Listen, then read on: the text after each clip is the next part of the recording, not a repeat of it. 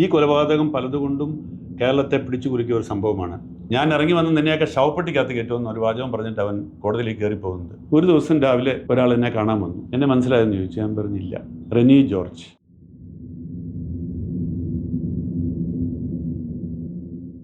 നമസ്കാരം, ജയം ടോക്സിലേക്ക് സ്വാഗതം. ശ്രീ ജോൺ മുണ്ടക്കയം അദ്ദേഹത്തിന്റെ സുദീർഘമായ പത്രപ്രവർത്തന ജീവിതത്തിലെ അനുഭവങ്ങൾ പറയുന്ന ഒരു പരമ്പരയ്ക്കാണ് ഇന്ന് മുതൽ നമ്മളിവിടെ സാക്ഷ്യം വഹിക്കുന്നത്. അങ്ങയുടെ 4.5 പതിറ്റാണ്ടിലേറെയായ പത്രപ്രവർത്തന ജീവിതം, അന്വേഷണാത്മകമായ പല പല കഥകൾ, അനുഭവങ്ങൾ ഒക്കെ നീണ്ടൊരു ജീവിതമായിരുന്നല്ലോ. അപ്പോൾ ഈ കാലയളവിൽ അങ്ങ് തുടക്കത്തിൽ ഓർത്തിരിക്കുന്ന ഒരു സംഭവം അല്ലെങ്കിൽ ജനങ്ങളിൽ കോളിളക്കം സൃഷ്ടിച്ച ആ ഒരു കഥ എന്തായിരുന്നു? തീർച്ചയായിട്ടും എൻ്റെ 4.5 പതിറ്റാണ്ട് നീണ്ട പത്രപ്രവർത്തന രംഗത്ത് ഒട്ടേറെ അനുഭവങ്ങളുണ്ട്. അന്വേഷണാത്മകമായ റിപ്പോർട്ടുകൾ ധാരാളം തയ്യാറാക്കിയതിൻ്റെ അതിൻ്റെ പിന്നിലെ ഒട്ടേറെ കഥകളുമുണ്ട്. ഇവിടെ ഇപ്പം ചോദിച്ചതിൻ്റെ തുടക്കത്തിൽ, എൻ്റെ പത്രപ്രവർത്തന ജീവിതത്തിന് തുടക്കത്തിലുണ്ടായ വളരെ സംഭവബഹുലമായ അക്കാലത്തെ ഒരു സംഭവത്തിലേക്ക് ഒന്ന് കടക്കാനാണ് ഞാൻ ശ്രമിക്കുന്നത്. ഇത് ഏകദേശം 4 പതിറ്റാണ്ട് മുമ്പാണ്. അതായത് ഞാൻ എൻ്റെ പത്രപ്രവർത്തനം തുടങ്ങുന്ന കാലത്ത് ഞാൻ ദീപികയിലാണ് എൻ്റെ പത്രപ്രവർത്തനം തുടങ്ങുന്നത്. അപ്പോൾ ആ ദീപികയിൽ ഞാൻ ജോലി ചെയ്യുന്ന സമയത്ത് ഏകദേശം ഒരു 2 വർഷത്തോളം ഞാൻ ദീപികയിൽ ജോലി ചെയ്തു. അപ്പോൾ 1980 തിരുവല്ലയിലെ മീന്തലക്കര എന്ന് പറയുന്ന സ്ഥലത്ത് ഒരു വീട്ടിലൊരു കൊലപാതകം നടന്നു.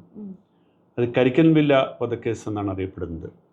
അതിന് മുമ്പ് അതിനുശേഷവും കേരളത്തിൽ ഒട്ടേറെ കൊലപാതകങ്ങൾ നടന്നിട്ടുണ്ടെങ്കിലും ഈ കൊലപാതകം പലതുകൊണ്ടും കേരളത്തെ പിടിച്ചു കുലുക്കിയ ഒരു സംഭവമാണ്.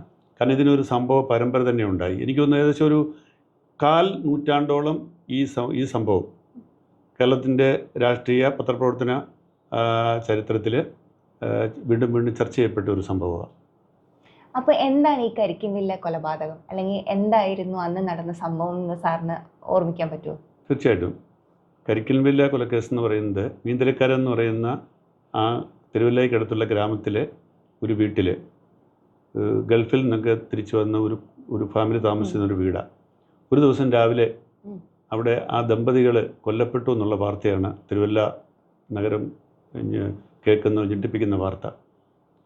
അപ്പോൾ ഈ എന്തിന് ആര് കൊന്നു എന്നുള്ളതിനെക്കുറിച്ചൊരു കൃത്യമായ വിവരമൊന്നും കിട്ടാതെ, അപ്പോൾ ആദ്യം ഞാൻ ദീപികയിലിരുന്ന കാലത്ത് അത് റിപ്പോർട്ട് ചെയ്യാൻ പോയതാണ് എൻ്റെ ആദ്യത്തെ അനുഭവം. ആ വീട്ടിൽ പോകുന്നു, അതിനുശേഷം ആ പോലീസ് സ്റ്റേഷനിൽ പോകുന്നു, ഈ സംഭവം റിപ്പോർട്ട് ചെയ്യുന്നു. അപ്പോൾ റിപ്പോർട്ട് ചെയ്യുന്നതിനകത്ത് ഈ ദമ്പതികൾ ജോർജ് എന്ന് പറയുന്ന ഒരു കുടുംബനാഥനും അദ്ദേഹത്തിൻ്റെ ഭാര്യ റേച്ചൽ എന്ന് പറയുന്ന ഒരു സ്ത്രീ, മധ്യവയസ്കരാണ്.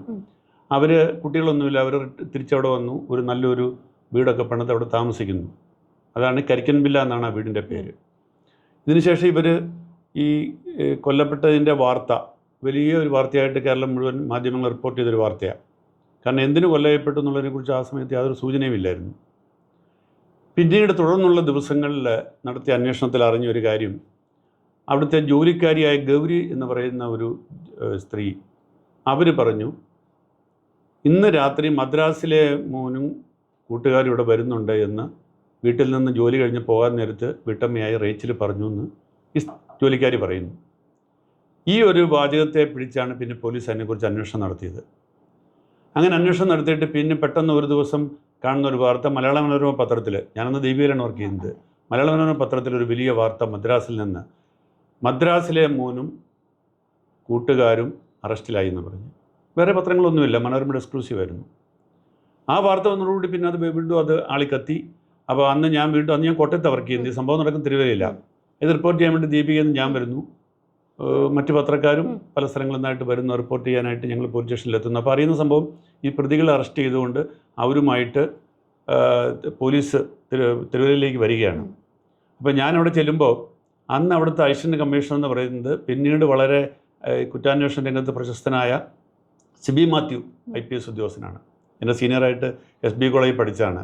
അപ്പോൾ ഇനിയിപ്പം 2ാം ഘട്ടത്തിൽ നമ്മൾ അറിയേണ്ട സംഗതി എന്ന് പറയുന്നത് ഇവരെ പ്രതികളെ അറസ്റ്റ് ചെയ്തെങ്കിൽ അതിൻ്റെ വിശദാംശങ്ങൾ അറിയണം. കൊല എങ്ങനെ നടത്തി, അതിൻ്റെ മോട്ടീവ് എന്തായിരുന്നു, ഇങ്ങനെയുള്ള കാര്യങ്ങളൊക്കെ അറിയാൻ വേണ്ടിയിട്ട് ഞങ്ങൾ പത്രക്കാർ കാത്തു നിൽക്കുക. പക്ഷേ ഒരു വിവരം കിട്ടുന്നില്ല. ഏതായാലും ഞങ്ങൾ കാത്തു നിന്ന ദിവസം ഈ പ്രതികൾ എത്തിയില്ല രാത്രിയിൽ.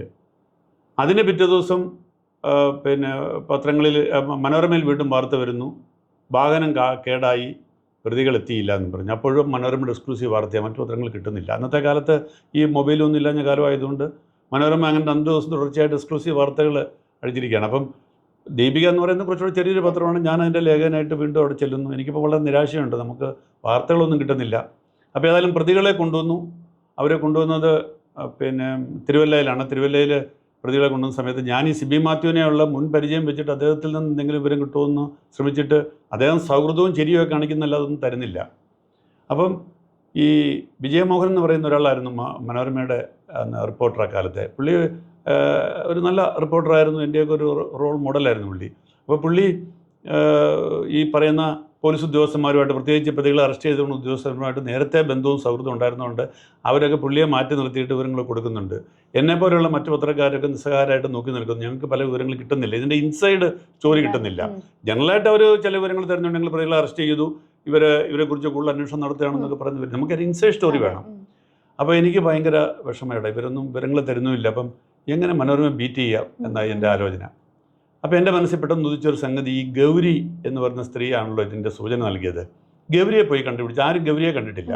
ഗൗരിയെ ഒന്ന് കണ്ടുപിടിച്ചാൽ ശരിക്കും പറഞ്ഞ് എങ്ങനെയാണ് അവർ ഈ മദ്രാസിലെ മോൻ ആരാണ്, എങ്ങനെയാണ് അവരിലേക്ക് ഇതെത്തിയത് എന്നുള്ളതിനെക്കുറിച്ചൊരു സൂചന കിട്ടുമെന്ന് കരുതി ഞാൻ നേരെ ആരോടും പറയാതെ ഞാൻ എൻ്റെ ഫോട്ടോഗ്രാഫറെ കൂട്ടിക്കൊണ്ട് ഈ ഗൗരിയെ കണ്ടുപിടിക്കാൻ വേണ്ടി ഈ പറയുന്ന മീന്തലക്കരയിലെ ഈ കൊലപാതകം നടന്ന വീടിൻ്റെ അവിടെ എത്തി. അപ്പോൾ വീട് അടച്ച് പൂട്ടിയിട്ടിരിക്കുകയാണ്, പോലീസിൻ്റെ കാവലുണ്ട്. അയൽപക്കത്തെ വീടുകളിലൊക്കെ ഞാൻ പോയി അന്വേഷിച്ചു. ഈ വീട്ടിൽ താമസിച്ചിരുന്ന പിന്നെ അവരുടെ ജോലിക്കാരി ഗൗരിയുടെ വീട് എവിടെയാണെന്ന് ചോദിച്ചു. അപ്പോൾ പലർക്കും അറിയില്ല. അവർ പറഞ്ഞു ആ വീട്ടുകാർ അടുത്ത കാലത്ത് അവിടെ വന്ന് താമസിക്കുന്നതാണ്, അവർക്ക് മറ്റ് അയൽവാസികളുമായിട്ടൊന്നും വലിയ ബന്ധമില്ല, അവരിങ്ങനെ ജോലിക്കാർ വന്ന് പോകുന്ന കാണാമെന്നുള്ളത് ഞങ്ങൾക്ക് അറിയില്ല എന്ന് പറഞ്ഞു. പിന്നെ ഒരാൾ പറഞ്ഞു ഇവിടെ ഒരു പാൽ കൊടുക്കുന്ന സ്ത്രീയുണ്ട്, അവരോട് ചോദിച്ചാൽ ചിലപ്പോൾ അറിയാമായിരിക്കുമെന്ന് പറഞ്ഞു. ഞാൻ പോയി ആ പാൽ വിൽക്കുന്ന സ്ത്രീയെ കണ്ടുപിടിച്ചു. ഞാൻ ഇതിനെ പറഞ്ഞു വെച്ച് കഴിഞ്ഞാൽ ഒരു സംഭവം ഉണ്ടായാൽ ഒരു ഇൻവെസ്റ്റിഗേഷൻ എവിടെ തുടങ്ങുന്നു എന്നുള്ളത് പറയാൻ വേണ്ടിയാണ് പറയുന്നത്. അപ്പോൾ എൻ്റെ ഒരു വാശിയുമുണ്ട്, കാരണം മനോരമ ബീറ്റ് ചെയ്യണം. മനോരമയ്ക്ക് കൊടുക്കാൻ പറ്റാത്തൊരു സ്റ്റോറി കൊടുക്കണം. കാരണം മനോരമ വീണ്ടും എക്സ്ക്ലൂസീവ് വാർത്തകളുമായിട്ട് 3-ാം ദിവസം പത്രം ഇറക്കാൻ പോവുക. എൻ്റെ കൂടെ നിൽക്കുന്ന മറ്റു പത്രക്കാർക്കൊന്നും അത്ര വലിയ വാശിയില്ല, എനിക്കൊരു വാശി. അപ്പം ഞാൻ നേരെ പിന്നെ ഗൗരിയെ കണ്ടുപിടിക്കാൻ വേണ്ടിയിട്ട് ഈ പാൽക്കാരിയുടെ വീട്ടിലെത്തുന്നു. പാൽക്കാരോട് ചോദിച്ചപ്പോൾ അവർ പറഞ്ഞു എനിക്കും അറിയില്ല ഇവിടെ താമസിക്കുന്നത്, റെയിൽവേ കോളനിയിൽ എവിടെയാണെന്ന് അറിയാം. അപ്പോൾ റെയിൽവേ കോളനിയിൽ എവിടെയാണ്? അതുപോലെ പറഞ്ഞാൽ റെയിൽവേ സ്റ്റേഷന് അപ്പുറത്തെങ്ങാണ്ടുള്ള ഒരു റെയിൽവേ ട്രാക്കിന് അടുത്തെങ്ങാണ്ടുള്ള ഒരു സ്ഥലത്താണെന്ന് അറിയാമെന്ന് പറഞ്ഞു. ആരോട് ചോദിക്കാനാ? ഞാനും എൻ്റെ ഫോട്ടോഗ്രാഫറോട് കൂടി കണ്ടുപിടിച്ച് അടങ്ങുമെന്നുള്ള വാശി. ഞാനും എൻ്റെ ഫോട്ടോഗ്രാഫറോട് കൂടി റെയിൽവേ ട്രാക്കിലൂടെ നടക്കാൻ തുടങ്ങി. നട്ടുച്ച വേലത്ത് ഞങ്ങൾ നടക്കുക. അപ്പോൾ ഫോട്ടോഗ്രാഫർ പറയുന്നുണ്ട് നമ്മൾ വെറുതെ ഇതിനു വേണ്ടി കുത്തിയിരിക്കണോ, നടക്കണോ, മെനക്കെടണോ, ഉള്ള സ്റ്റോറി കൊണ്ട് പോയാൽ പോരെ. ഞാൻ പറഞ്ഞില്ല, എനിക്ക് ഗൗരിയെ കണ്ടുപിടിച്ചേ പറ്റുള്ളൂ എന്ന് പറയുന്നു. അങ്ങനെ നടന്ന് അവിടെ കണ്ട റെയിൽവേ ട്രാക്കിനടുത്ത് കണ്ട പല വീടുകളിലും ചോദിച്ച് അവസാനം ഏകദേശം ഒരു 1.5 കിലോമീറ്റർ നടന്നു കഴിഞ്ഞ് ഗൗരിയുടെ വീട് കണ്ടുപിടിച്ചു. അപ്പോൾ ഗൗരി ഞങ്ങളെ കണ്ടപ്പോഴത്തേക്ക് ആരോ ഉദ്യോഗസ്ഥന്മാരെന്ന് കണ്ട് അവരാദ്യം പേടിച്ചു പോയി. ഞങ്ങൾ പറഞ്ഞു ഞങ്ങൾ പത്രക്കാരാണ്, അപ്പം ഗൗരിയാണല്ലോ അവിടുത്തെ ജോലിക്കാരി, ഗൗരി ഇങ്ങനെ മദ്രാസിലെ മോനെന്ന് പറഞ്ഞ് വെച്ചിട്ടാണ് ഇപ്പോൾ ഈ പ്രതികളെ അറസ്റ്റ് ചെയ്തിരിക്കുന്നത്. ഇപ്പോൾ ചോദിച്ചു പ്രതികളെ പിടിച്ചോ, ഞാൻ അറിഞ്ഞില്ലോ എന്നൊക്കെ എന്നോട് പറഞ്ഞു. ഞാൻ പറഞ്ഞു പിടിച്ചു, അറസ്റ്റ് ചെയ്ത് ഇവിടെ കൊണ്ടുവന്നിട്ടുണ്ട്. അപ്പോൾ ഗൗരി പറഞ്ഞു അത് ഞാൻ അവിടെ ജോലി കഴിഞ്ഞ് വൈകുന്നേരം പോകാൻ നേരത്ത് എന്നോട് ചേച്ചി പറഞ്ഞു മദ്രാസിലെ മോനും പിന്നെ കൂട്ടുകാരും വരുന്നുണ്ട് എന്ന് പറഞ്ഞു. അപ്പം ആ പറച്ചിൽ നിന്ന് എനിക്ക് മനസ്സിലായി മദ്രാസിലെ മോൻ എന്ന് പറയുന്നത് ഇവരുടെ അതൊരു ബന്ധുവാണ് എന്ന് മാത്രം മനസ്സിലായി. പിറ്റേ ദിവസം രാവിലെ ഞാനിവിടെ ചെന്നപ്പോഴത്തേക്ക് വീടൊക്കെ അടഞ്ഞു കിടക്കുന്നു. പിന്നെ ഞാൻ പോയി വിളിച്ചിട്ട് ബെല്ലടിച്ചിട്ടൊന്നും തുറക്കുന്നില്ല. അവസാനം കഥ തുറന്ന് നോക്കിയപ്പോഴത്തേക്ക് കഥയെല്ലാം തുറന്നു കിടക്കുന്നു. അപ്പോൾ ഞാൻ അകത്ത് കയറി നോക്കിയപ്പോഴത്തേക്ക് രണ്ടുപേരും മരിച്ച തറയിൽ രക്തത്തിൽ കുടിച്ച് കിടക്കുക, ഇതാ കാണുന്നതെന്ന് പറഞ്ഞു. അപ്പം ഞാൻ അത് വെച്ചിട്ട് ഗൗരിയുടെ ഫോട്ടോ ഒക്കെ എടുത്ത് ഞാനൊരു സ്റ്റോറി പ്രിപ്പയർ ചെയ്തു. പിറ്റേ ദിവസം ദീപികയിൽ 3-ാം ദിവസം എക്സ്ക്ലൂസീവ് വാർത്ത. ഇവർ മറ്റ് ഡീറ്റെയിൽസൊക്കെ മറ്റു പത്രങ്ങൾ വന്ന് മനോരമയെക്കുറിച്ച് കൂടുതൽ ഡീറ്റെയിൽസ് ഉണ്ട്. ഗൗരിയുടെ ഒരു ഇൻ്റർവ്യൂ 1-ാം പേജിൽ ഗൗരിയുടെ പടം വെച്ച് കൊടുക്കുകയാണ്. അതിൽ ദീപിക സ്കോർ ചെയ്തു. അപ്പോൾ എന്ന് മാത്രമല്ല അന്ന് VK ഭാർഗവൻ നായർ എന്ന് പറയുന്ന വളരെ പ്രശസ്തനായ ഒരു പത്രപ്രവർത്തകനായിരുന്നു അന്ന് മനോരമയുടെ അന്നത്തെ ന്യൂസ് എഡിറ്റർ. പുള്ളി ഉടനെ അന്ന് ഫോൺ ചെയ്ത് എന്നെ കണ്ടുപിടിച്ച് നമ്പർ കണ്ടുപിടിച്ച് എന്നെ വിളിച്ചിട്ട് എന്നെ അഭിനന്ദിച്ചു. അത് മനോരമയുടെ അന്നക്കാലത്തെ ന്യൂസ് എഡിറ്റർമാർക്കൊക്കെ ഉള്ളൊരു ഗുണം, അവർ ഏത് പത്രം നന്നായിട്ട് ഒരു സ്റ്റോറി ചെയ്താലും അവർ അഭിനന്ദിക്കും. അപ്പോൾ അങ്ങനെ എന്നെ അഭിനന്ദിച്ചു. എന്തായാലും ഇതെൻ്റെ തുടക്കം ഞാൻ പറയുമായിരുന്നു. അങ്ങനെ അതിനുശേഷം ഈ സംഭവം സംബന്ധിച്ച് പിന്നീട് കൂടുതൽ വാർത്തകളൊക്കെ കൊടുത്തു. അങ്ങനെ ഈ കേസ് എന്താണെന്ന് വെച്ചാൽ ഈ മദ്രാസിലെ മോൻ എന്ന് പറയുന്ന ഈ ചെറുപ്പക്കാരനും അയാളുടെ മറ്റ് പല രാജ്യങ്ങളിൽ നിന്നുള്ള ഒരു 3-4 ചെറുപ്പക്കാരും ഒക്കെ ആയിട്ട് ചെന്നൈയിൽ പഠിക്കാൻ പോയതാണ്. അവരൊരു സ്ഥലത്ത് ഒന്നിച്ച് താമസിച്ച് പഠിക്കുന്ന കാലത്ത് ഈ പയ്യൻ മയക്കുമരുന്നിലും കഞ്ചാവിലും പെണ്ണിലും ഒക്കെ ആയി മുഴുകിയ അവൻ്റെ ജീവിതം അങ്ങാകെ കുത്തഴിഞ്ഞു പോയി.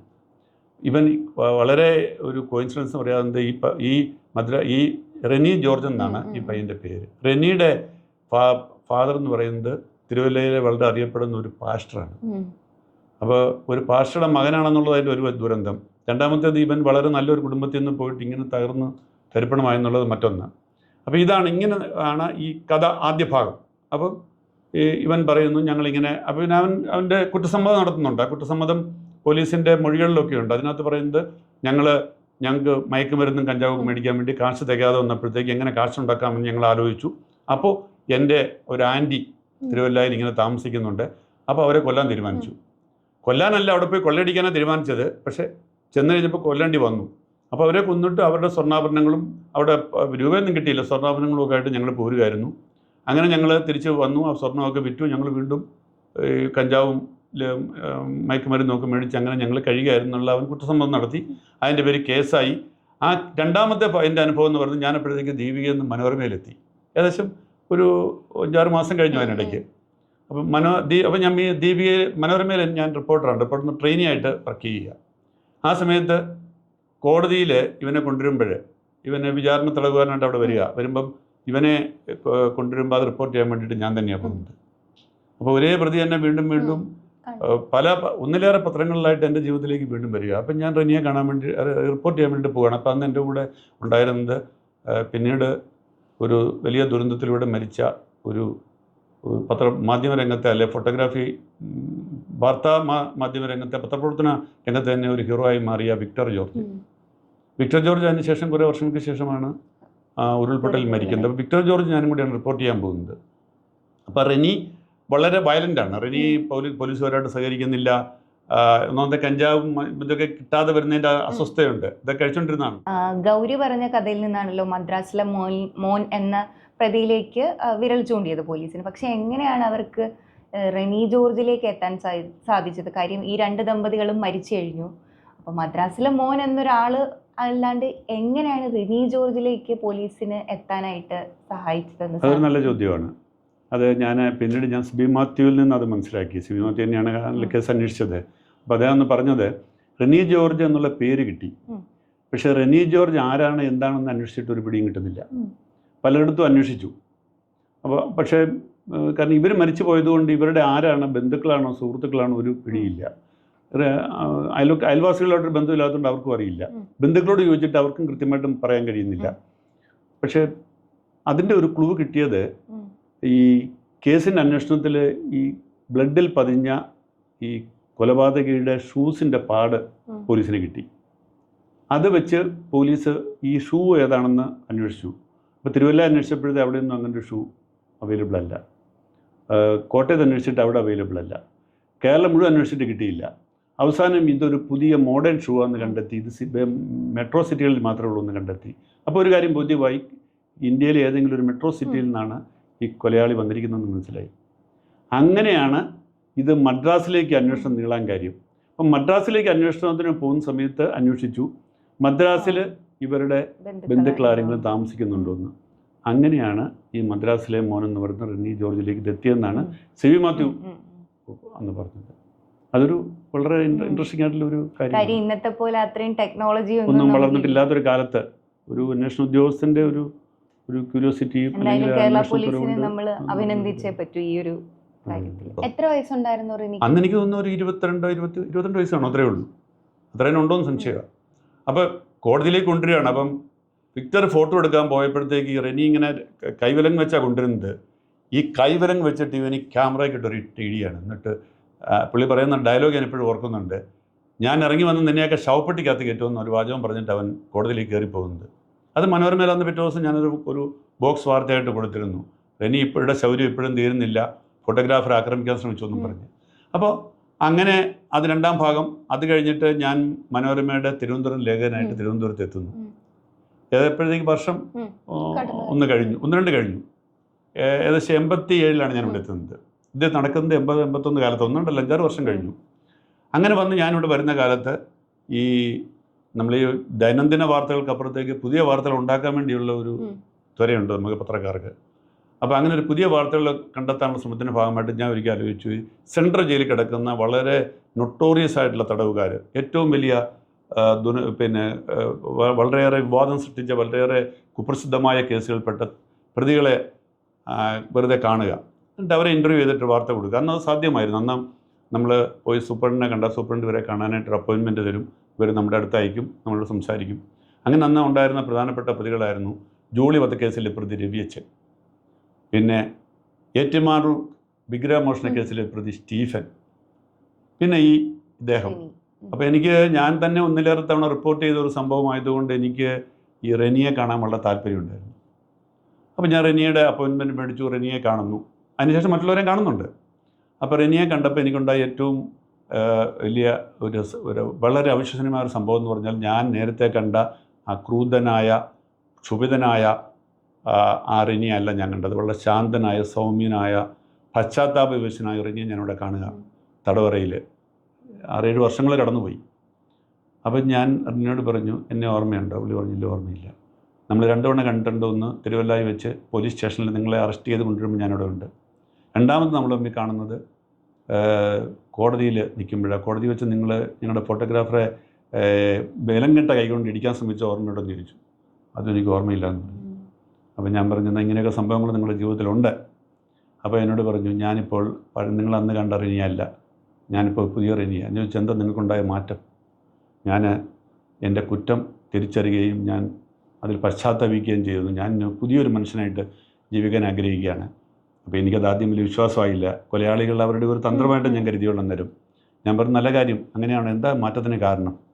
ഉടനെ റെനിയോട് ഒരു കഥ പറയുകയാണ്. ആ ജയിലിൽ വന്ന കാലത്ത് പുള്ളിയുടെ കുറേ തടവുകാരുണ്ട്, സഹതടവുകാർ. നമുക്കറിയാവില്ല, എല്ലാം ക്രിമിനൽ കേസിലെ പ്രതികളാണ്.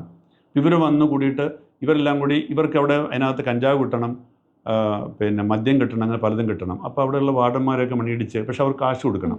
അപ്പോൾ എനിക്ക് കാശ് കൊടുക്കാനായിട്ട് ആരുമില്ല. റെനിയുടെ അപ്പൻ വളരെ ആകെ തകർന്ന് വല്ലാത്തൊരവസ്ഥയിലാണ്. മാത്രമല്ല, കഞ്ചാവ് മദ്യം മേടിക്കാൻ വേണ്ടി സുവിശേഷ ജോലി ചെയ്യുന്ന റെനിയുടെ അച്ഛൻ കാശ് കൊടുക്കത്തില്ല. അപ്പോൾ ഇവരാലോചിച്ചു, ഓരോരുത്തരും പരോളിൽ ഇറങ്ങുമ്പോഴത്തേക്ക് പോയി എന്തെങ്കിലും തരത്തിലുള്ള മോഷണം നടത്തി പണവുമായിട്ട് വരിക, അല്ലെങ്കിൽ വീട്ടിൽ നിന്നെങ്കിലും മോഷ്ടിച്ച് പണവുമായിട്ട് വരിക. അങ്ങനെ ഓരോരുത്തരും പോയിട്ട് വരുമ്പം എല്ലാവർക്കും ഒരു വർഷത്തിനിടയിൽ ഒരു തവണ പരോളി കിട്ടും. ആ പരോളി പോകുമ്പോൾ എങ്ങനെയൊക്കെ മോഷണം നടത്തിയോ അല്ലാതെയോ ഒക്കെ ആയിട്ട് കുറച്ച് കാശുമായിട്ട് വരും. ഇങ്ങനെ ഇവരിവിടെ ജീവിതം തുടരുകയാണ്. അപ്പം റെനിയും ഇങ്ങനെ പോയി. റെനി ഇങ്ങനെ പോയിട്ട് ഒരു തവണ റെനി പോയപ്പോൾ ഈ കാലത്ത് വേറെ സംഭവം ഉണ്ടായി. ഈ കൊലപാതകത്തെ ബേസ് ചെയ്തിട്ട് മദ്രാസിലെ മോൻ എന്ന് പറഞ്ഞ സിനിമ ഇറങ്ങി. അക്കാലത്ത് അത് വളരെ ഹിറ്റായ ഒരു സിനിമയാണ്. അപ്പോൾ മദ്രാസ് മോനിലെ സിനിമയിൽ റെനി ജോർജിനെ വളരെ നികൃഷ്ടനായ ഒരു മനുഷ്യനായിട്ടാണല്ലോ കണ്ടിരിക്കുന്നത്. മദ്യത്തിനും മയക്കുമരുത്തിനും മദരാക്ഷികൾക്കുമൊക്കെ അടിമയായിട്ട് ചെന്നൈയിൽ മദ്രാസിൽ പോയി കിടന്ന് അങ്ങനെ അവിടെ നിന്ന് ഇവിടെ വന്ന് കൊല നടത്തിയ ഒരു മനുഷ്യനായിട്ടുള്ള ഒരു സിനിമയാണത്.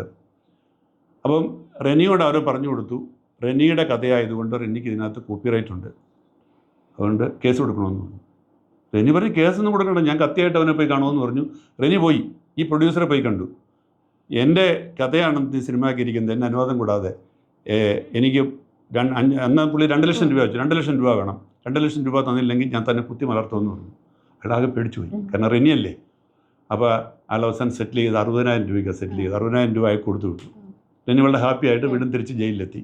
ഇവരെല്ലാം കൂടെ കാശ് പങ്കുവെച്ചു, പിന്നെ ആഘോഷമായിട്ട് ജീവിക്കുക. അതെല്ലാം കഴിഞ്ഞ് ഇതൊരു നീണ്ട കഥയാണ് കേട്ടോ, പക്ഷേ ഈ കഥ വളരെ രസകരമാണ്. പ്രത്യേകിച്ച് ഇന്നത്തെ തലമുറയ്ക്ക് അറിയാൻ വയ്യാത്ത കാര്യങ്ങളും എൻ്റെ ജീവിതത്തിൽ മാത്രം അറിയാവുന്ന കാര്യങ്ങളുമാണ് ഇതിൽ പലതും. റെനിയുടെ പിന്നെ കരിക്കൻപിള്ള ദമ്പതി വധക്കേസ് എല്ലാവർക്കും അറിയാം ആ കഥ, അല്ലെങ്കിൽ ഗൂഗിളിൽ തപ്പിയാൽ കിട്ടും. പക്ഷെ ഞാനിപ്പോൾ പറയുന്ന കഥ ആർക്കും അറിയാൻ വയ്യാത്ത കഥയാണ്, റെനിക്കും എനിക്ക് മാത്രം അറിയുന്ന കഥ. അപ്പോൾ ഞാൻ റെനിയോട് ചോദിച്ചു, പിന്നീട് എന്താ സംഭവിച്ചത്? അപ്പോൾ റെനി പറഞ്ഞു, ഇങ്ങനെ ഞാൻ വീണ്ടും ഒരിക്കൽ പരോളിൽ ഇറങ്ങുന്നു. അത്തവണ ഞങ്ങളെല്ലാം കൂടെ ആലോചിച്ചപ്പം എന്നോട് എൻ്റെ കൂട്ടുകാർ പറഞ്ഞു, തിരുവല്ലയിൽ ഒരു സഹകരണ ബാങ്കുണ്ട്, ആ സഹകരണ ബാങ്കിൻ്റെ പിന്നെ ഈ ലോക്കറുണ്ടല്ലോ, ലോക്കർ ഇരിക്കുന്നത് ഒരു ഭിത്തിയുടെ സൈഡിലാണ്. ആ ഭിത്തി നമുക്ക് പൊളിച്ചിട്ട് ഗ്രൗണ്ട് ഫ്ലോറിലാണ്, അത് പൊളിച്ചിട്ട് നമുക്ക് അകത്ത് കയറിയാൽ ആ ലോക്കറിനാണ് സ്വർണ്ണം അടിക്കാമെന്ന് പറഞ്ഞു. അപ്പോൾ ഇവനതേറ്റ് ഞാൻ ചെയ്യാമെന്ന് പറഞ്ഞു. ഇവൻ നാട്ടിൽ പോകുന്നത് ഈ ബാങ്ക് കൊള്ളയടിക്കാൻ വേണ്ടിയാണ്. ബാങ്ക് കൊള്ളയടിക്കാൻ വേണ്ടി അവന് ഗ്യാസ് കട്ടർ സംഭരിച്ചു, അതിന് അത്യാവശ്യമുള്ള സാധനങ്ങളെല്ലാം ഉണ്ടാക്കി ഇവനിങ്ങനെ കാത്തിരിക്കുക. ഇന്ന സമയത്ത് ഒരു ദിവസം ഒരാൾ താടി വെച്ച ഒരാൾ ഇയാളുടെ വീട്ടിലേക്ക് കയറി വരുന്നു, അജ്ഞാതനായ ഒരാൾ. റെനി ജോർജ് ആണോ? അതെ. ഉടനെ ചോദിച്ചു, നിങ്ങളാരാ? വാ, എൻ്റെ കൂടെ വാ, ഞാൻ ഒരു സംഗതി നിങ്ങളെനിക്കറിയാം, നിങ്ങൾ ജയിലിൽ കിടന്ന ആളാണ്, നിങ്ങളുടെ പശ്ചാത്തലം എല്ലാം അറിയാം, നിങ്ങളെ ഞാൻ സഹായിക്കാമെന്നാണ് വിളിക്കുന്നത്. അപ്പോൾ പുള്ളിയുടെ രൂപവും ഭാവം കണ്ടപ്പോൾ ഇങ്ങനെ വിചാരിച്ച ഇവൻ ചിലപ്പോൾ നമ്മളെ എന്തെങ്കിലും കൊള്ളയടിക്കാൻ വേണ്ടി സഹായിക്കുന്ന, അതാണ് നമ്മുടെ പശ്ചാത്തലം, ക്രിമിനലല്ലേ, എന്തെങ്കിലും അതിന് കുഴപ്പിക്കുന്നതായിരിക്കും എന്ന് കരുതിയിട്ട് അയാളുടെ കൂടെ ഇറങ്ങി തിരിക്കുക. അപ്പോൾ ഇങ്ങനെ പോയി നടന്ന് ആ തിരുവല്ലയിലെ ഏതൊക്കെയോ മുക്കിലും മുല്ലയൊക്കെ നടന്ന് അവസാനം ഒരു വീട്ടിൽ ചെന്ന് കയറി. വീട്ടിൽ ചെന്ന് കയറിയപ്പോഴേക്കും ആ വീട്ടിൽ പ്രാർത്ഥന നടക്കുക. ഇതൊക്കെ 100% സത്യസന്ധമായ കാര്യം. റെനി പറഞ്ഞ കാര്യം റെനി ഇത് പിന്നീടും പറഞ്ഞിട്ടുണ്ട്. ആദ്യമായിട്ട് എൻ്റെ അടുത്താ പറയുന്നത് മാത്രമേ ഉള്ളൂ. ഇത് പിന്നീട് റെനി പറഞ്ഞത് ചില ഇൻ്റർവ്യൂകളിൽ പറഞ്ഞിട്ടുണ്ട്. അപ്പോൾ റെനി അവിടെ പോയി ഒരു പ്രാർത്ഥനാ ഗ്രൂപ്പിൽ പോയി റെനിയെ കൊണ്ടുപോകുന്നു. അപ്പോൾ റെനി വിചാരിച്ചു എന്നെ എന്തിനാ ഇവിടെ കൊണ്ടുവന്നത്. ആദ്യം റെനി അതിനകത്തോട്ട് കയറാൻ തയ്യാറായി. അപ്പോൾ ഇയാൾ നിർബന്ധിച്ചു, വാ ഇവിടെ ഇരിക്കുക. അപ്പോൾ ഇതിനിടയ്ക്ക് പോയി ഒരു ചായക്കട പോയി ഭക്ഷണമൊക്കെ കഴിച്ച് ചായ കുടിച്ച് അങ്ങനെ ഒരു സൗഹൃദമായിട്ടുണ്ട്. കുറച്ച് സമയം ഇവിടെ ഇരിക്കാൻ പറഞ്ഞു. പുള്ളി വളരെ അസ്വസ്ഥനായിട്ട് അവിടെ ഇരിക്കുകയാണ്. അപ്പോൾ അവിടെ പ്രാർത്ഥന നടക്കുന്നു. കുറച്ച് നേരം കഴിഞ്ഞപ്പോഴത്തേക്ക് പിന്നെ അവിടെ പ്രാർത്ഥിച്ചുകൊണ്ടിരുന്ന ആളുകളുടെ മുന്നിൽ റെനിയെ പരിചയപ്പെടുത്തുന്നു. ഇങ്ങനെ ഇന്ന കൊലക്കേസിലെ പ്രതിയാണ്, ശിക്ഷിക്കപ്പെട്ട ആളാണ്, ജയിലിൽ നിന്ന് പരോളിൽ ഇറങ്ങിയതാണെന്ന് പറയുന്നു. അപ്പോൾ അവരെല്ലാം റെനിക്ക് വേണ്ടി പ്രാർത്ഥിക്കുന്നു. റെനി പറയുന്നത് ആ പ്രാർത്ഥന കഴിഞ്ഞപ്പോഴത്തേക്ക് എനിക്കൊരു മാനസാന്തരം ഉണ്ടായി. ഞാൻ പഴയ ഞാനില്ലാതായി മാറി. അതിൻ്റെ വിശ്വാസപരമായ കാര്യത്തിലേക്കോ അതിൻ്റെ മനഃശാസ്ത്രപരമായ കാര്യത്തിലേക്കൊന്നും ഞാനിപ്പോൾ കിടക്കുന്നില്ല. പക്ഷേ ഇതാണ് സംഭവിച്ചതെന്ന് റെനി പറയുന്നു. റെനി ആ വീട്ടിൽ നിന്ന് ഇറങ്ങി വന്നത് പുതിയൊരു റെനിയാണ്. ആ റെനി തിരിച്ചു വന്നു കഴിഞ്ഞപ്പോഴത്തേക്ക് റെനിക്ക് ഈ പറയുന്ന അന്ന് റെനിയെ കൂട്ടിക്കൊണ്ടുപോയ ആൾ റെനിയോട് സംസാരിച്ച് റെനിയോട് റെനി ചെയ്ത കുറ്റത്തിൻ്റെ പാപത്തെക്കുറിച്ചുമൊക്കെ പറഞ്ഞ് റെനിക്കൊരു മാനസാന്തരം ഉണ്ടാക്കുന്നു. ആ മാനസാന്തരത്തിൻ്റെ ഭാഗമായിട്ട് റെനി ബൈബിൾ വായിക്കാൻ തുടങ്ങുന്നു. അങ്ങനെ അതെല്ലാം കഴിഞ്ഞ് റെനി തിരിച്ച് ജയിലിലേക്ക് പോകുന്നത് പുതിയൊരാളായിട്ടാണ്. റെനി പറയുന്ന കഥയാണ് ഇതിൻ്റെ അടുത്ത്. ഞാനിതെല്ലാം ഇങ്ങനെ ആ സെൻട്രൽ ജയിലിൻ്റെ ആ ഗസ്റ്റ് റൂമിൽ ഇങ്ങനെ ഇരിക്കുകയാണ്. അത് കഴിഞ്ഞ് റെനി പറയുകയാണ്, ഞാൻ തിരിച്ച് വന്ന് ജയിലിലേക്ക് കയറുക. അപ്പം ജയിലിലേക്ക് കയറുമ്പോഴത്തേക്ക് കൂട്ടുകാരെല്ലാം കൂടെ വന്ന് എൻ്റെ ബാഗ് കയറി എന്താ കൊണ്ടുവന്നിരിക്കുന്നത് അറിയാൻ വേണ്ടിയിട്ട്. അപ്പം തുറന്നു നോക്കിയപ്പോഴത്തേക്ക് അതിനകത്തൊരു ബൈബിളാണ് ഉള്ളത്. അവർക്കാകെ ദേഷ്യം വന്ന് അവർ തെറിയൊക്കെ പറഞ്ഞ് നീ ബൈബിൾ കൊണ്ടുവരാൻ വേണ്ടിയാണ് നിന്നെ വിട്ടതെന്നൊക്കെ ചോദിച്ചു.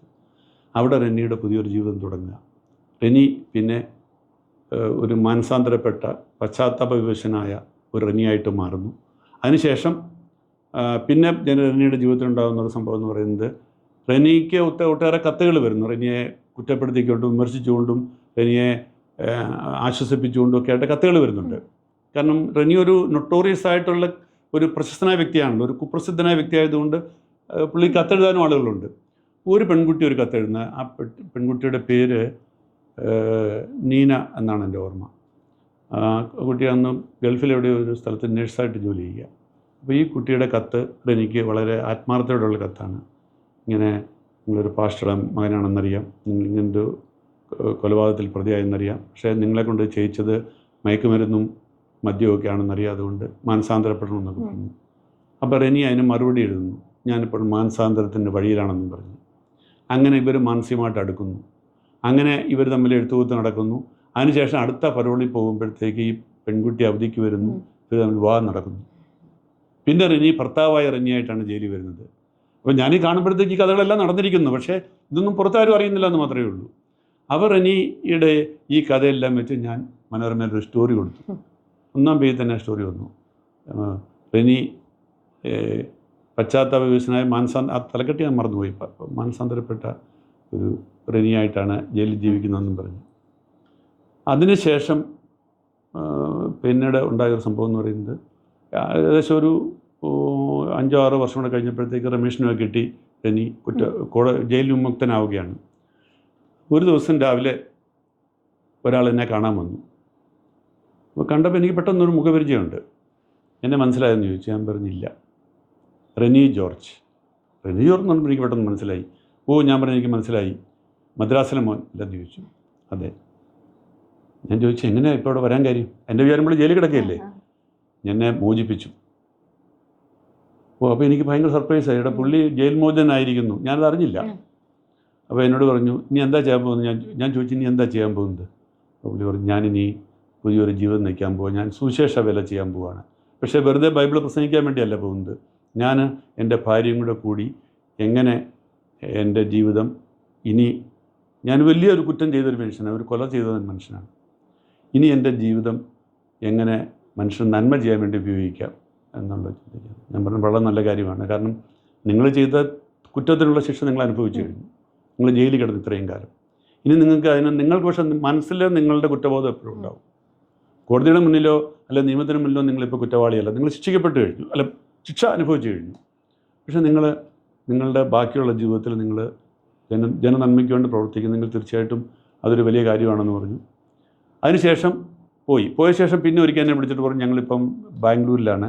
ഞാൻ ചോദിച്ചു എന്താ ചെയ്യുന്നത്? ഞാനവിടെ തടവുകാരുടെ മക്കൾ, ഞാൻ തടവിൽ ശിക്ഷ അനുഭവിച്ച ആളാണ്. തടവുകാരുടെ ഒത്തിരി പേരെ എനിക്കറിയാം, അവരുടെ കുടുംബജീവിതം അറിയാം, അവരുടെ കുടുംബത്തിൽ അവരുടെ ഭാര്യയും മക്കളും ഒക്കെ എത്ര കഷ്ടപ്പെടുന്നു എനിക്കറിയാം. കൊല ചെയ്യപ്പെട്ട ആൾക്കാരുണ്ട്, പലരും വളരെ നല്ല മനുഷ്യരാണ്. ഒരു ദുർബല നിമിഷത്തിൽ പെട്ടെന്ന് ഒന്നിൽ മദ്യത്തിൻ്റെ അല്ല ലഹരിയുടെ ഒരു സ്വാധീനത്തിൽ അല്ലെങ്കിൽ ആ മാനസിക സമ്മർദ്ദത്തിലൊക്കെ നടത്തിയ ഒരു കൊലപാതകത്തിൻ്റെ പേരിൽ ഒക്കെ ശിക്ഷിക്കപ്പെട്ടവരാണ്.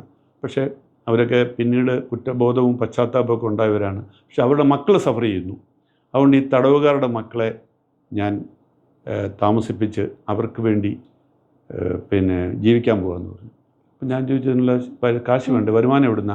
അപ്പോൾ പറഞ്ഞു ഗൾഫിലൊക്കെയുള്ള പല സുഹൃത്തുക്കളും എൻ്റെ ഈ പ്രേക്ഷിത പ്രവർത്തനത്തിൻ്റെ കഥയറിഞ്ഞിട്ട് അവരൊക്കെ എന്നെ സഹായിക്കാൻ തയ്യാറാണ്, അവരൊക്കെ മാസം തോറും ഇത്ര രൂപ അയച്ചു തരാമെന്ന് പറഞ്ഞു.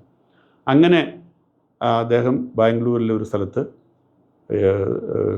60, ഞാൻ വിളിക്കുന്ന സമയത്ത് 60ഓളം കുട്ടികൾ, എല്ലാം തടവുകാരുടെ മക്കൾ, ഇന്നടത്തൊന്നുമില്ല, കേരളത്തിലും തമിഴ്നാട്ടിലും എല്ലാം ഉണ്ട്, തടവുകാരുടെ മക്കളെ താമസിപ്പിച്ച് അവരെ പരിചരിച്ച് അവരോടൊപ്പം ജീവിച്ച് അതോടൊപ്പം തന്നെ വിശ്വാസമനുസരിച്ച് ഒരു അപ്പൻ ചെയ്ത ആ സുവിശേഷ ജോലി ആ മകനും വേണ്ടി ചെയ്യുന്നു. പിന്നെ അദ്ദേഹം നാട്ടിൽ വന്ന് പലതവണ ഒത്തേറെ സ്ഥലത്ത് പ്രസംഗിച്ചായിട്ടൊക്കെ ഞാൻ കേട്ടിട്ടുണ്ട്. പിന്നെ വേറൊരു സംഭവം കൂടെ ഉണ്ടായി, അതും കൂടെ പറയേണ്ടതുണ്ട്.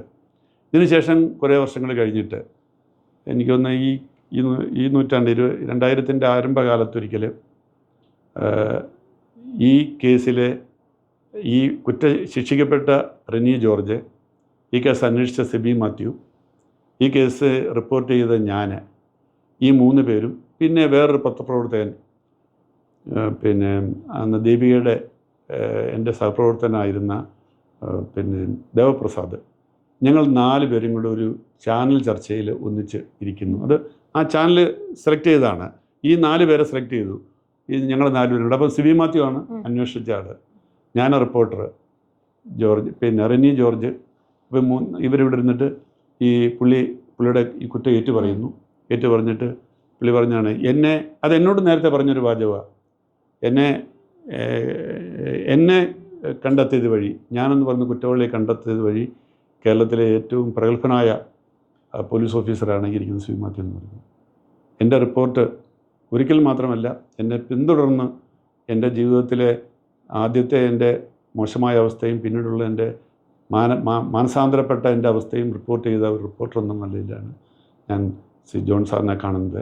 അതുപോലെ ദേവപ്രസാദ് ഞങ്ങളുടെ എല്ലാം ഒരു പൊതു സുഹൃത്തും, പുള്ളി ഒരു ദൈവവിശ്വാസിയൊക്കെയാണ്. അങ്ങനെയൊക്കെയുള്ള ഈ 4 പേരും കൂടി ഇരുന്നിട്ട് പുള്ളിയുടെ കഥ വീണ്ടും പറഞ്ഞു. ആ കഥ ചാനലിൽ കുറേ കാലമൊക്കെ ഇങ്ങനെ പോകുന്നുണ്ടായിരുന്നു. അപ്പം ഇതിനകത്ത് ഒരു പ്രധാനപ്പെട്ട ഒരു സംഗതി എന്ന് പറഞ്ഞാൽ, നമ്മൾ സാധാരണ ക്യാപിറ്റൽ പണിഷ്മെൻറ്റിനെ കുറിച്ച് പറയുമല്ലോ. ഒരാൾ കുറ്റം ചെയ്താൽ അയാളെ ശിക്ഷിക്കണം. കൊല നടത്തി, ബ്രൂട്ടൽ മർഡറാണ്. കാരണം ഒരു മോട്ടീവ് പോലും ഇല്ല. അയാൾ എന്തിനാ കൊന്നത്? മദ്യവും മയക്കുമരുന്നും സമ്പാദിക്കാൻ വേണ്ടിയിട്ട്, ആർഭാട ജീവിതം, കുത്തഴിഞ്ഞ ആർഭാടമായൊരു ജീവിതം നയിക്കാൻ വേണ്ടിയിട്ട്, പണം ഉണ്ടാക്കാൻ വേണ്ടിയിട്ട് അവർ വളരെ സ്നേഹപൂർവ്വം അവരെ വീട്ടിൽ സ്വീകരിച്ച ആ സ്ത്രീയെ, അതിനകത്ത് പറയുന്നുണ്ട്, കൊല നടത്തിയത് പോലും ഇവരോട് കുറച്ച് വെള്ളം വേണമെന്ന് പറയുന്നു. അവരൊരു പാത്രത്തിൽ ഒരു ഗ്ലാസ് കുറച്ച് വെള്ളവുമായിട്ട് വരാൻ വേണ്ടിയിട്ട് അങ്ങോട്ട് പുറകോട്ട് പോകുന്ന, അടുക്കളയിലേക്ക് പോകുന്ന സമയത്താണ് പുറയുന്ന ഒരു അവിടെ ഇരുന്ന് ഒരു ഭാരമുള്ള സാധനം വെച്ച് സ്ത്രീയുടെ തലക്കടിക്കുകയാണ് ചെയ്തത്. അവർ വീണ് കഴിഞ്ഞപ്പോഴത്തേക്ക് ഭർത്താവ് കൂടി വന്ന് ഭർത്താവിനെ തലക്കടിക്കുകയാണ് ചെയ്തത്. അപ്പം അന്ന് അവരുടെ മനസ്സ് അത്രമാത്രം ഒരു വല്ലാത്ത അവസ്ഥയിലായിരുന്നു. മദ്യത്തിൻ്റെയും മയക്കുമരുന്നിൻ്റെയൊക്കെ അടിമയിലായിരുന്നു. ആ സമയത്ത് അവർ അപ്പോഴും മദ്യപിച്ചിട്ടോ മയക്കുമരുന്ന് കഴിച്ചിട്ടോ ഒക്കെ ഉണ്ടായിരുന്നു. അതുകൊണ്ട് ഈ നടത്തുന്ന ആ ഒരു കുറ്റത്തിൻ്റെ തീവ്രത അവർക്ക് ചിന്തിക്കാനേ കഴിയുമായിരുന്നില്ല. പക്ഷെ അങ്ങനെ കുറ്റം ചെയ്യുന്ന ആളുകളെ അവർക്ക് കൊടുക്കേണ്ട ശിക്ഷ കോടതിയിലെ എപ്പോഴും നീതിപീഠം വിധിക്കാൻ ആഗ്രഹിക്കുന്നതും, അല്ലെങ്കിൽ ജുഡീഷ്യറി അല്ലെങ്കിൽ പ്രോസിക്യൂഷൻ വാദിക്കുന്നതും ക്യാപിറ്റൽ പണിഷ്മെൻറ്റ് കൊടുക്കണമെന്നാണ്. പക്ഷെ റിനി ജോർജിന് ക്യാപിറ്റൽ പണിഷ്മെൻറ്റ് കൊടുത്തിരുന്നെങ്കിൽ അനാഥരായി പോകുമായിരുന്ന ഒട്ടേറെ ജയിലിലെ തടവുകാരുടെ കുട്ടികൾ അനാഥരാവില്ലായിരുന്നു. റെനി ജോർജിന് ക്യാപിറ്റൽ പണിഷ്മെൻറ്റ് കൊടുത്തിരുന്നെങ്കിൽ മാനസാന്തരവും പിന്നെ കുറ്റമുക്തിയും പിന്നെ മാനസാന്തരത്തിൻ്റേതായിട്ടുള്ള ഒരു രണ്ടാം ജീവിതവും ഉണ്ടാകുമെന്നും ലോകത്തിന് മുന്നിൽ തെളിയിക്കാൻ പറ്റുമായിരുന്നില്ല. അപ്പം ക്യാപിറ്റൽ പണിഷ്മെൻറ്റിനെതിരായിട്ട് കൂടി നമുക്ക് ബാധിക്കാവുന്ന ഒരു സംഭവമാണ് റെനി ജോർജിൻ്റെ ജീവിതം. അപ്പം ഇതിനകത്ത് നൽകുന്ന വേറൊരു വലിയ സന്ദേശമുണ്ട്. മദ്യവും മയക്കുമരുന്ന് എങ്ങനെ ഒരു തലമുറയെ നശിപ്പിക്കുന്നു, യുവാക്കളെ നശിപ്പിക്കുന്നു. റെനി ജോർജിന് ഈ സംഭവം ഉണ്ടായിട്ട് 4.5 പതിറ്റാണ്ട് കഴിഞ്ഞു. ഇന്നും കേരളത്തിൻ്റെ പ്രശ്നം എന്താണ്? ഇന്നും നമുക്കറിയാം, ഈ പുതിയ സർക്കാർ വന്നു കഴിഞ്ഞ് ഇപ്പോൾ തൂഫാൻ എന്ന പേരിൽ കലാലയങ്ങളിൽ ഈ മയക്കുമരുന്ന് ഇല്ലാതാക്കാൻ വേണ്ടിയുള്ള ഓട്ടമാണ്. ഇതൊക്കെ നടക്കും, എനിക്കറിയാം. ഞാൻ എത്രയോ വർഷമായിട്ട് ഇത് കണ്ടുകൊണ്ടിരിക്കുന്നതാണ്. ഇതൊരു ശുദ്ധീകരണ പ്രക്രിയയാണ്. നമ്മളിപ്പോൾ ഇത് വളരെ ആവേശപൂർവ്വം ഇതേറ്റ് നമ്മളെല്ലാം വിചാരിക്കും, ഇതോടുകൂടി കേരളം രക്ഷപ്പെട്ടു, ഇനിയിപ്പം കേരളത്തിലെ ഒരു കലാലയങ്ങളിലും കേരളത്തിലെ ഒരു സ്ഥലത്തും മയക്കുമരുന്നുണ്ടാവില്ല. കാരണം മയക്കുമരുന്നിൻ്റെ ആ ചെയിൻ തകർത്തു എന്നാണ് പറയുന്നത്. പക്ഷേ അനുഭവമുള്ള കാലങ്ങളിലൂടെ സഞ്ചരിച്ച ഒരാൾക്ക് മനസ്സിലാക്കാൻ കഴിയും, വീണ്ടും ഇതൊക്കെ തിരിച്ചു വരും. കാരണം അതാണ് ഇതിൻ്റെ വ്യവസ്ഥ. കാരണം ഇതിൻ്റെ വേരോട്ടം വളരെ ആഴത്തിലുള്ളതാണ്. മയക്കുമരുന്നിൻ്റെ വേരോട്ടം ഇത് അന്താരാഷ്ട്ര ബന്ധമുള്ള ശൃംഖലകളാണ്. കേരളത്തിലെ ഒരു ലോ ആൻഡ് ഓർഡർ സിസ്റ്റമോ കേരളത്തിലെ ഒരു പോലീസോ, അല്ലെങ്കിൽ ഞാനൊരു നെഗറ്റീവായിട്ട് പറയുകയല്ല, പോസിറ്റീവായിട്ട് തന്നെ പറയുകയാണ്, പിന്നെ ഒരു ആഭ്യന്തരമന്ത്രിയോ വിചാരിച്ചാൽ മാത്രം പെട്ടെന്ന് നിർത്താൻ കഴിയുന്ന ഒരു കാര്യമല്ല ഇത്. ഇത് മാറണമെങ്കിൽ നിയമം കൊണ്ട് മാത്രം മാറ്റാൻ കഴിയില്ല, പോലീസിനെ കൊണ്ട് മാറ്റാൻ കഴിയില്ല. ഇത് മാറണമെങ്കിൽ ഇതുപോലെ ശിക്ഷിക്കപ്പെട്ട ആളുകളുടെ മാനസാന്തരത്തിൻ്റെ കഥകൾ കൂടി ജനങ്ങളോട് പറഞ്ഞു കൊടുക്കണം. ഞാൻ ചോദിക്കുന്നത്, എന്തുകൊണ്ട് ഈ സർക്കാർ റെനി ജോർജിനെ ഇവിടെ വിളിച്ചു വരുത്തി റെനി ജോർജിനെ കൊണ്ട് കലാലയങ്ങൾ മുഴുവൻ യാത്ര ചെയ്ത് റെനി ജോർജിൻ്റെ ജീവിതത്തിൽ എന്താണ് സംഭവിച്ചത്, റെനി ജോർജിന് എന്തുകൊണ്ട് മാനസാന്തരം ഉണ്ടായി? അതിനകത്തെ ബിബ്ലിക്കൽ ആസ്പെക്റ്റൊക്കെ പോട്ടെ, അതൊരു ക്രിസ്ത്യാനിയായി ഒരു പക്ഷേ ചിലപ്പം BJPക്കാർക്ക് തോന്നും ഇത് ക്രിസ്ത്യൻ പിന്നെ സഭയുടെ പ്രചാരണമായിട്ട് ഉപയോഗിക്കാനാണ്. അങ്ങനെയൊന്നും അല്ല, ഏത് വിശ്വാസം ആയിക്കോട്ടെ. പക്ഷെ ഒരാളുടെ ജീവിതത്തിലൊരു കുറ്റബോധവും, ശിക്ഷിക്കപ്പെട്ടു, ശിക്ഷ അനുഭവിച്ച് കഴിഞ്ഞുകൊണ്ട് മാത്രം ഒന്നും തീരുന്നില്ല. ശിക്ഷ അനുഭവിച്ച എത്രയോ പേര് വീണ്ടും ജീവിതത്തിലേക്ക് പോയി അതിലും വലിയ കുറ്റങ്ങൾ ചെയ്ത് ജീവിക്കുന്നുണ്ടല്ലേ. നമുക്കറിയാം, പിന്നെ കൊല്ലുക എന്നുള്ളതല്ല അതിൻ്റെ ഉള്ള ശാശ്വത പരിഹാരം. ഒരു കുറ്റവാളിയെ കൊന്നു കഴിഞ്ഞാൽ അതവിടെ അവസാനിച്ചു എന്ന് കരുതാൻ പറ്റത്തില്ല. ആ കുറ്റവാളിയുടെ മകൻ ചിലപ്പം വീണ്ടും ഒരു ക്രിമിനലായിട്ട് വളർന്നു വരും. പക്ഷേ ഒരു കുറ്റവാളി പശ്ചാത്താപവിവശനായ കുറ്റബോധം ഉണ്ടായിക്കഴിഞ്ഞാൽ അത് നൽകുന്ന സന്ദേശം ഒട്ടേറെ പേരിലേക്കാണ്. അതുകൊണ്ട് ഇതുപോലെയുള്ള ആളുകളെ, കുറ്റം ചെയ്തിട്ട് പശ്ചാത്തപിച്ച കുറ്റബോധമുള്ള അത് ഏറ്റുപറയുന്ന ആളുകളെ കണ്ടുപിടിച്ച് അവരെ നമ്മുടെ കലാലയങ്ങളിലേക്ക് എത്തിക്കുക. അവരിലൂടെ നമ്മളിവിടെ സമൂഹത്തിൽ മാറ്റം വരുത്താൻ ശ്രമിക്കുക. അതാണ് റെനി ജോർജ്. ഞാനിപ്പോൾ ഇത് പറയുമ്പോൾ റെനി ജോർജുമായിട്ട് എനിക്ക് ഇപ്പോൾ ഈ അടുത്ത കാലത്ത് യാതൊരു ബന്ധവുമില്ല. റെനി ജോർജ് ചിലപ്പം ബാംഗ്ലൂരിൽ എവിടെയോ ഇരിക്കുന്നുണ്ടാവും. റെനി ജോർജിൻ്റെ എൻ്റെ ഒരു സങ്കടം, തുടർച്ചയായിട്ട് 10-20 വർഷം റെനി ജോർജ് ഈ പാവപ്പെട്ട ഈ പിന്നെ തടവുകാരുടെ കുട്ടികളെ സംരക്ഷിച്ചെങ്കിലും കോവിഡ് വന്ന കാലത്ത് പുള്ളിക്ക് അത് തുടരാൻ പറ്റിയില്ല. അന്ന് കോവിഡോടുകൂടി പുള്ളിയുടെ അത് അവസാനിച്ചു. പിന്നെ എന്നോട് പറഞ്ഞു, കോവിഡ് കാലത്ത് എനിക്കൊന്നും ചെയ്യാൻ പറ്റിയില്ല, കാരണം അന്ന് ഈ കുട്ടികളെ താമസിപ്പിക്കുന്നൊക്കെ നിരോധിച്ച കുട്ടികളെയൊക്കെ അവർ അവിടുന്ന് പറഞ്ഞയച്ചു. പിന്നീട് റെനി ജോർജിൻ്റെ ജീവിതം എന്താണെന്ന് എനിക്കറിയില്ല. അത് ആരെങ്കിലും പുതിയ പത്രപ്രവർത്തകർ കണ്ടെത്തട്ടെ എന്ന് എനിക്ക് പറയാനുള്ളൂ. എന്തായാലും റെനി ജോർജ് എന്ന് പറയുന്ന ആ കൊടും കുറ്റവാളി, ആളുടെ ജീവിതത്തിലുണ്ടായ ആ മാനസാന്തരം, തിരിച്ചറിവ്, ആളുടെ ജീവിതം തന്നെ അദ്ദേഹം സമൂഹത്തിന് നൽകി സമർപ്പിച്ച രീതി, ഇത് എന്നും ചരിത്രത്തിൻ്റെ ഭാഗമായിരിക്കും എന്നുള്ള കാര്യത്തിൽ യാതൊരു സംശയവുമില്ല. സാറ് പറഞ്ഞല്ലോ, സാറ് ദീപികയിലായിരുന്നു, ഈ കേസ് തുടങ്ങിയ സമയത്ത് ദീപികയിലായിരുന്നു വർക്ക് ചെയ്തിരുന്നത്. അപ്പോൾ ഒരു മാധ്യമപ്രവർത്തകൻ്റെ ജീവിതത്തിലെ തുടക്ക കാലഘട്ടം, അപ്പം ഇത്രയും വലിയ കേരളത്തിൽ കോളിളക്കം സൃഷ്ടിച്ച ഒരു കേസ് ദീപികയിൽ തുടങ്ങിയാലും സാറും ചെറുപ്പമായിരുന്നു അന്ന്. അപ്പം ഇത്രയും വലിയൊരു കൊലപാതക കേസ് സാറ് തന്നെ സ്വന്തമായിട്ടൊക്കെ പോയി തെളിയിക്കാൻ വേണ്ടിയിട്ട് ശ്രമിക്കുകയുണ്ടായി. അപ്പം ഭയമൊന്നും തോന്നിയില്ല? അതും റെനി ജോർജിനെ പോലൊരു ക്രൂരനായ ഒരു കൊലയാളിയാണ് മറുവശത്ത്. ഇതിനകത്ത് റെനി ജോർജ് പോലീസ് കസ്റ്റഡിയിലല്ലേ, അതുകൊണ്ട് എനിക്ക് ഭയം തോന്നേണ്ട കാര്യമില്ല. എന്നിരുന്നാലും പക്ഷേ അല്ല, അങ്ങനെയല്ല. നമ്മളിപ്പം ഈ സാധാരണ ഇതിൽ കൊലപാതകയാണെങ്കിലും ശരി, ക്രിമിനൽ കേസിൽപ്പെട്ട പ്രതികളാണെങ്കിലും മാധ്യമപ്രവർത്തകരോട് അവർക്ക് ദേഷ്യം തോന്നേണ്ട കാര്യമില്ല, അവർ റിപ്പോർട്ടിങ് മാത്രമാണ്. പക്ഷേ റെനി ജോർജ് അന്ന് മദ്യപാനി അല്ലെങ്കിൽ മയക്കുമരുന്നിന് അടിമയായിരുന്നുകൊണ്ടാണ് അന്ന് ആ ഫോട്ടോഗ്രാഫറുടെ നേരെ ക്ഷോഭിച്ചത്. അയാളുടെ മാനസികാവസ്ഥ നോർമൽ ആയിരുന്നില്ല, അതുകൊണ്ടാണ്. പിന്നെ ഈ കൊലക്കേസിലൊന്നും റിപ്പോർട്ട് ചെയ്തതിൻ്റെ പേരിലൊന്നും എനിക്ക് പിന്നെ അങ്ങനെ ഒരു പേടിയൊന്നുമില്ല. പക്ഷെ പേടി തോന്നേണ്ട വേറെ വിഷയങ്ങളുണ്ട്, വേറെ സംഭവങ്ങളുണ്ട്. പക്ഷെ അതിലേക്ക് ഞാനിപ്പോൾ കിടക്കുന്നില്ല. അത് നമുക്ക് വേറെ അടുത്ത കഥകൾ പറയുമ്പോൾ അത് പറയാം. സ്വാഭാവികമായിട്ടും ഇങ്ങനെയുള്ള കേസുകൾ നമുക്ക് അങ്ങനെ ഭയം തോന്നേണ്ട കാര്യമൊന്നുമില്ല. എനിക്ക് ആകെ വിഷമം തോന്നിയത് അന്ന് ഈ വിക്ടർ ജോർജിന് നേർക്ക് പുള്ളി ചാടി വന്നപ്പോൾ ഞാൻ ഒന്ന് പേടിച്ചു. അത് പക്ഷേ അപ്പോൾ പോലീസ് ഇടപെട്ട് ഇവനെ പിടിച്ച് വലിച്ചുകൊണ്ട് പോയി. അതിൻ്റെ ആദ്യത്തെ അനുഭവമായിരുന്നു. അങ്ങനെ ഒരു ക്രിമിനൽ പെട്ടെന്ന് ഒരു ഫോട്ടോഗ്രാഫറുടെ നേർക്ക് ഇങ്ങനെ വന്നപ്പം എനിക്കൊരു പുതിയ അനുഭവമായിരുന്നു.